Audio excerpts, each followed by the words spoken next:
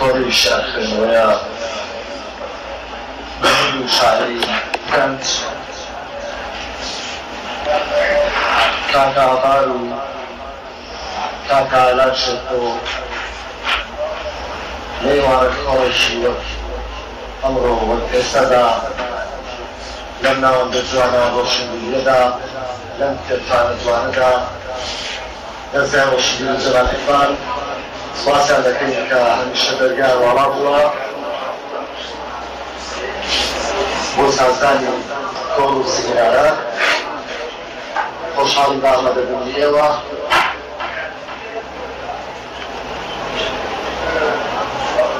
دستيشن كورونا ساعتي وصل بوجان باك الشيطان بفضل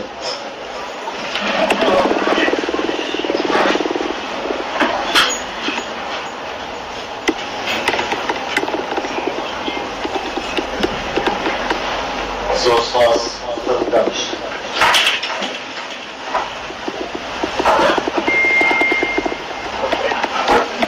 جواترين روي روشنبيري هلواتك وهالشعر شنو دجاتا شنو دجات بشر شكرين النشان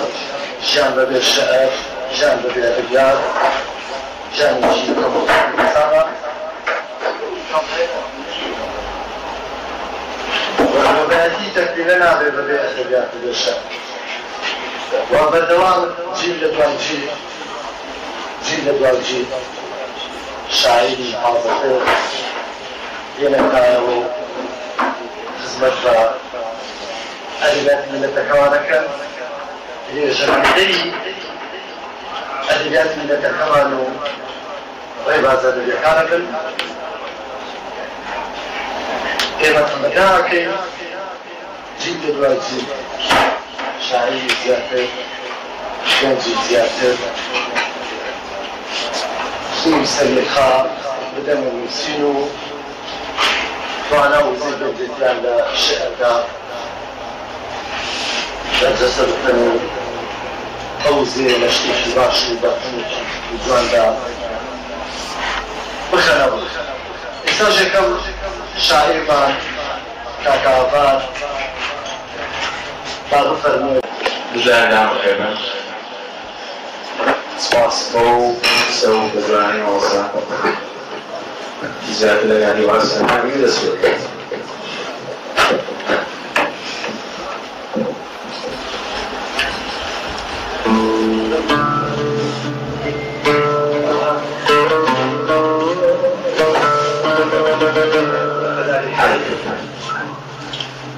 حي فلرنيت حي فلرنيت تعرض على بعثاني شغلة المستقبل حي فلرنيت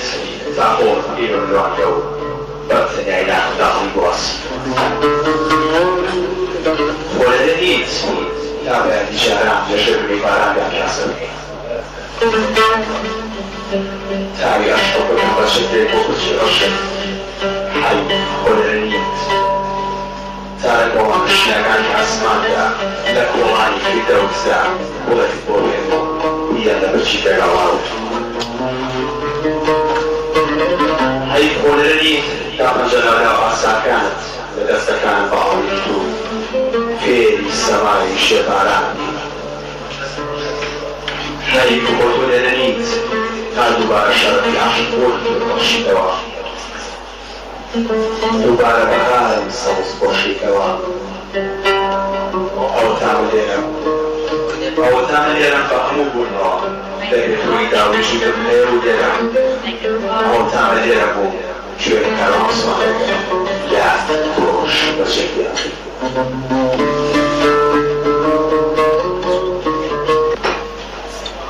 و هر گذره هم باشم شما کنم دایچی بارنایی کوام دیار بطیه لکوانی دست شدو این نگاری تو رواب کمیه تکم بیکرده هیچ کس وحبی یه نفی بردوام یادم کنی یاد کرده ستانش و آرانی بستانه کردوام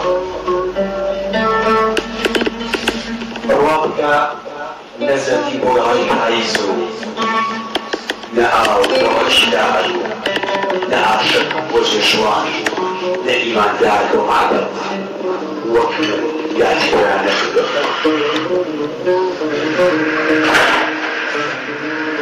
ببینە زۆڕۆشن لەسەری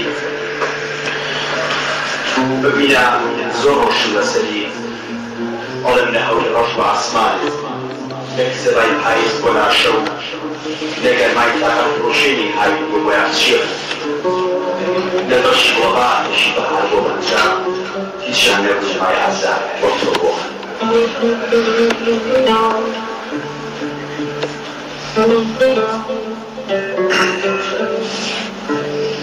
اكسيارات شلمان جلتوني ومرتب شلمان جلتان شتونات ونابسة شلمان جلتان ونابسي وديوشم وديعني ودانيا أما وبي حسبه وبين لوتي باراني دون باريوا شون الشصاني على شون كاني أباطشي بلا مشكلوا لو إذا ذا كان توني شون أشار وشيت وراء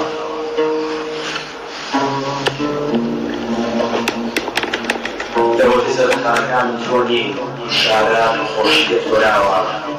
لو تيجي تونيا شون مسيا كان كما داون شلمان جلبوني تو أسبناتي خيلبوني بهشت بلاشتوا شلمان جدا ندايا كان شينو نمان كالخواني شلمان جدا سيرك الوسطان بسماو وسيرك دعوة وشنو تشاورك وشلمان جدا بيدنجي شوشي لازم تدعوا يتناغا ياخد كسوانة تيش لما يأوتون مش نعمل شيء شكل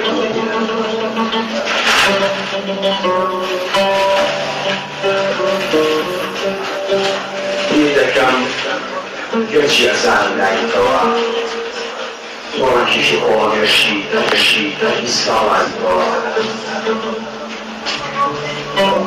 إذا كان كرشي أسان لا يتوى طورا كيشي قوة يشي إسكالات قرينا تبشر من قصد الأشارات وتعوصلوا إحسانا بشدوا الجوان تلفوني الشيء لطالي راسين بها حرستني ناشدوا تو ماشيش بخور وكما حرستان بشدوا تو إذا بايزان وكبراني بدزدستان الأعزاء طبعا بيدكم قرشي أساحنا الدواء وبيتنشد تنطلسي كاكم آخر الدواء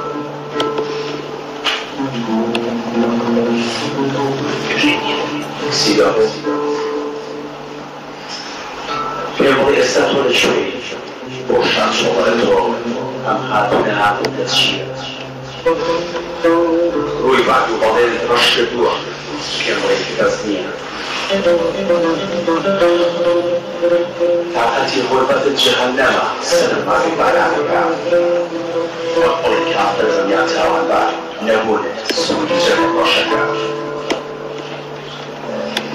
بلاشی زبخل نوصایی بار نشوش بسیدن بسید خودگاه مگا بچه بودن دوان وهذا الذي درسناه في أمر الله يشبه الشمس وحدها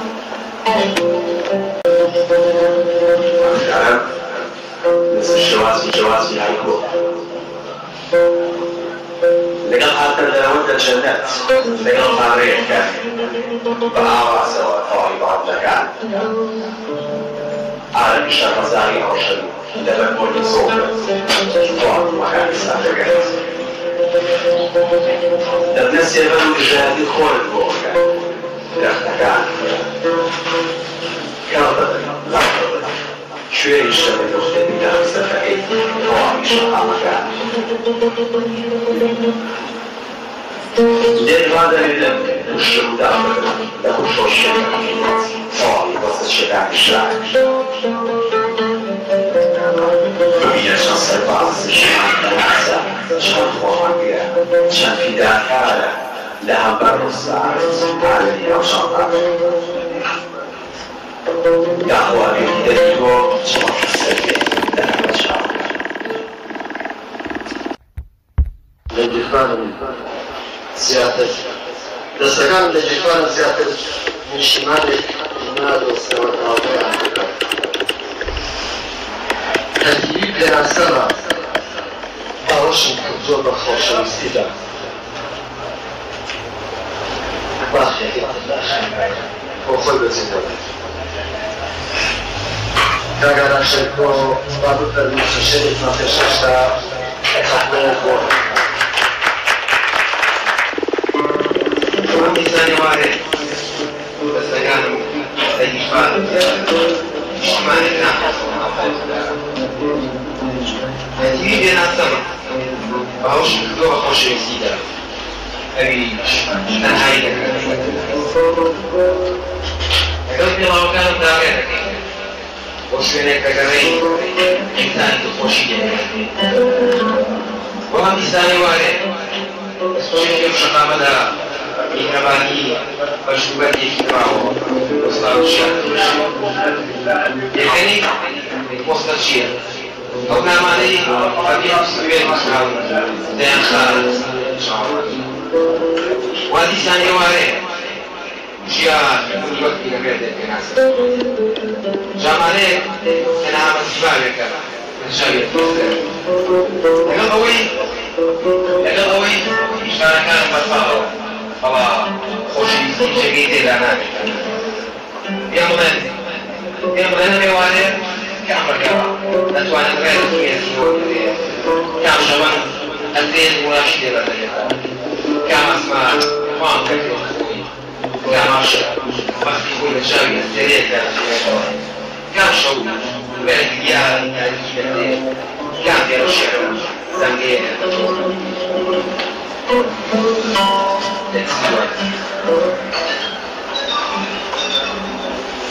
زەرەکانی جۆ لە دەواازەیەم شارەدا بە گەورەی ئیسراوە ئاشتی بەڵام چەندین دەواازەدا ناکرێتەوە ڕاشتەوە کاتژمێرە گەورەکەی ئەم شارە دەست بە دەژمارکردنەکان هەڵگرتووە لاشەکەوتەکان دەژمێرێت لێرە لە تۆژگاکاندا ڕۆژان داوان دەخۆشێت و شەوان میکان بۆ ویژان دەکرێت لێرە دوکیانەکان تۆوی ئاشتی دەگەشێت جەنگ دەڕوێت خۆشبەختی هاوەتەخواز لە تا جارێک دێبێتە لێوە دوکیان با بووەتە پۆستەچی هەواڵی بەرێکەوە دەکات لێرە دەست بۆ هەندوولای بەبەی مەشقای ناوێنی هەڵدەکات وەزایی شەقاکی هەواتە نامگاوە دوشی داوان دەمبولی خەڕەشەی ژیان چییە؟ جەنگ هەرکولەکە و شارەیە جەنگەکە ئێستا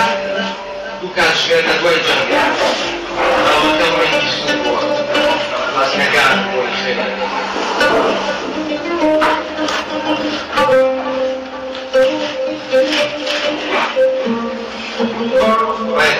لەتاکوی ژیان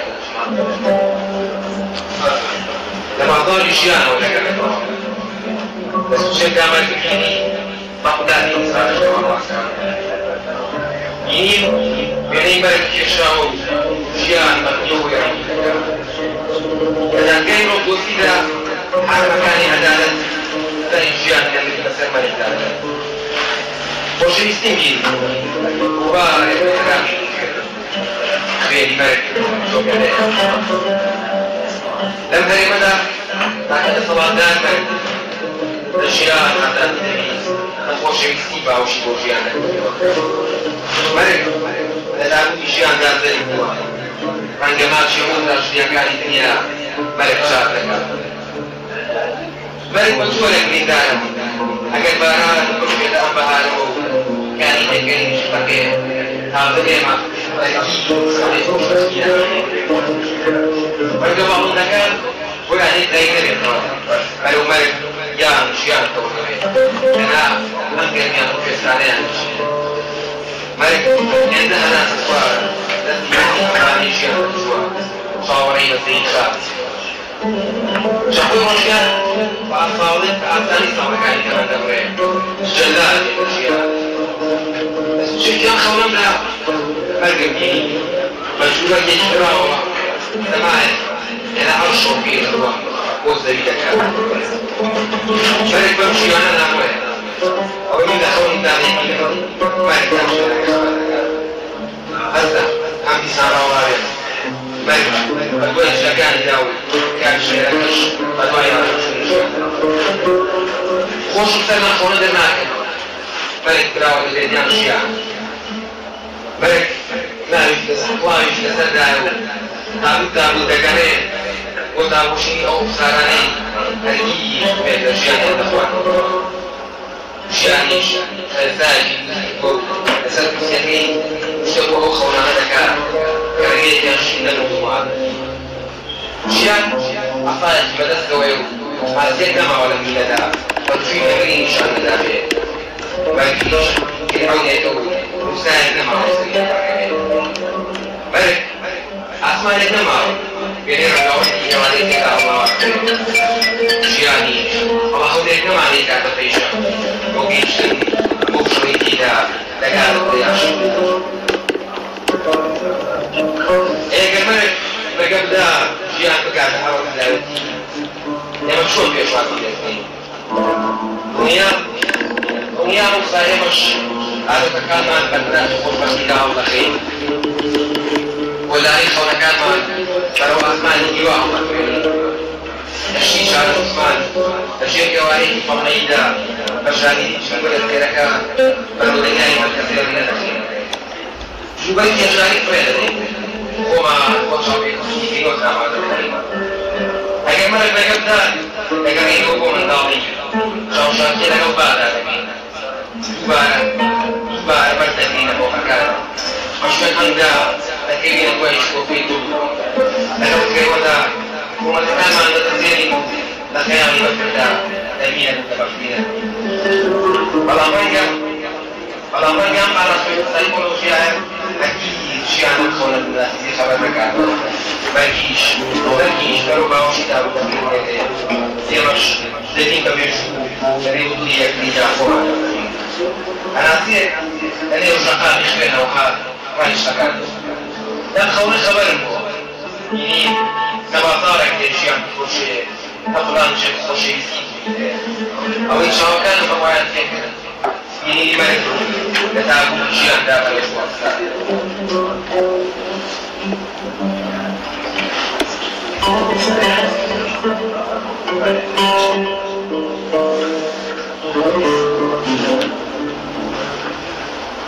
هذا ما يخير هذا ما يكان أنا ممكن أجيبه كثير أنا كان ناس من الوقت النافع أكون دندن جسم كان مشبه الخيال دامرين ده وقت من ده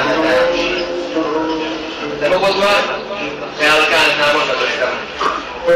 إذا كان ناس تسبون على مدير ناكم نعم بنوكم من داري يوردون نشانات أجل جيدا إذا لم نكن خيال ذا زمان ما بيسوانه وتكسره اللي كان شميركا دراسته وشوق كمان شوق كان يوفي الله بيه أو يبشرين أو أكيد مركي ويفيهم لكن خيال ذا إذا استخسرنا الشيء ما الكتاب شيء سيدنا وشاو كان الكتاب قال وعشان ما يشمل لنا جدا وكان بستانه شيء من الشيء وكان فخر شاوري حوالي شو كان كاتب دليل ما كوكب شيء هاي كيف غير يشمل في ذلك لا شيء خيال كان الموضوع دروازة شمال الموضوع نجا باوش وشيخ شو بنجيك تاريخ من السوري وتسمية المناجم يجي كما في ذلك دوباره شقات خيال كما يعرف كان بعض الشيء مغري شقاء وأعرف كان بين الأشكال يا مغري شقاء وأعرف كان بين الأشكال يا ولكن ديوان ديوم الخشي ولكن ديوان ديوم الخشي أحكام خاتو بيت الدنيا تحت طريق الخشي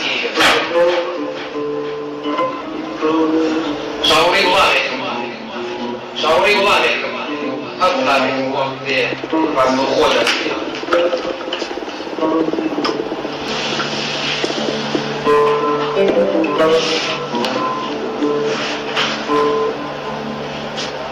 وتشهد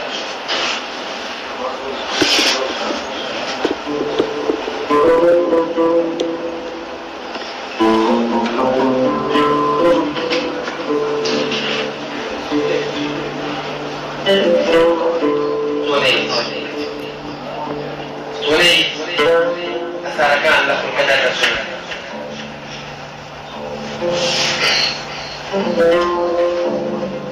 أثاركان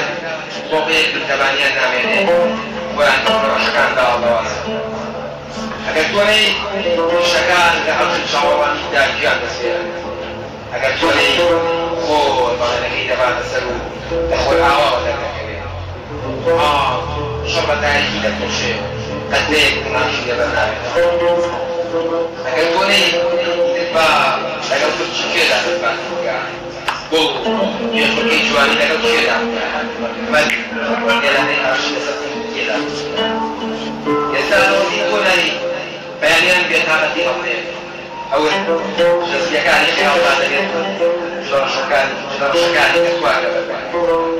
هاتيكم ينجم والتصاب وتاسو بسوية لكن كنت دائما تسولا هاتيكم دولتين بانشوة تنميشوية شكا لكن كاشوية جواباني دي يمشي تمشكا خلاص خلطاني خراب خير كما كم واخرين تدخل دي يعني بطاولة خياري وشكا هاتي لكي أفضل وشكا يعني بسيطة ثمانية لكي